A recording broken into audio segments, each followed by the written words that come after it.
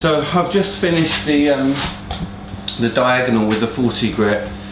We forgot to turn the microphone on the whole time I was doing that, so I can't remember what I've said and what hasn't been recorded. But that diagonal 40 grit took about 20 minutes. It didn't take too long. I think it was about 15 minutes.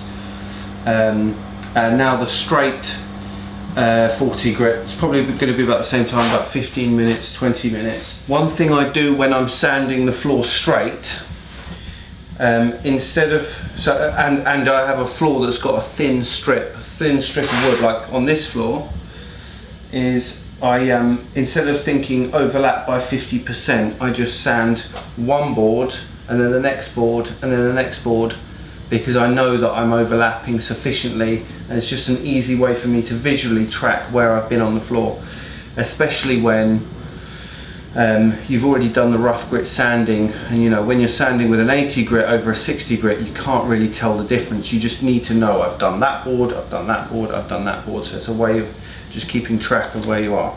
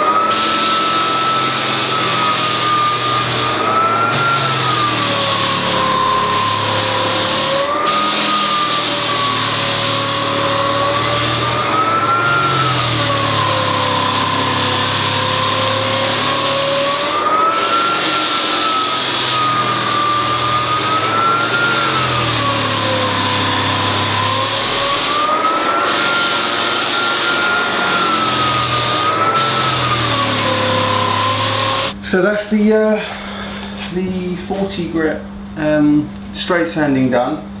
As you can see, it's starting to look pretty good now for extremely rough reclaimed oak. You know, you're starting to see the grain. It's still very rough because obviously it's just been sanded with a 40 grit. So but I was still struggling a little bit to get the diagonal scratches out from the 40 grit, because obviously the belt had smoothed off, which means that it's easy to see the diagonal scratches when you're going straight.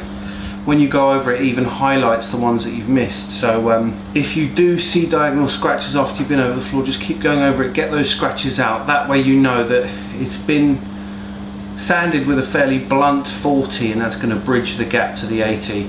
Hopefully in your circumstance you won't need to worry about that, because you can just do a 60 and then an 80. So if I was doing a 60 and then an 80, I would do a diagonal 60 and then a straight 80, because the gap is not so big between the 60 and 80. It's okay to just go diagonal 60 and then straight 80.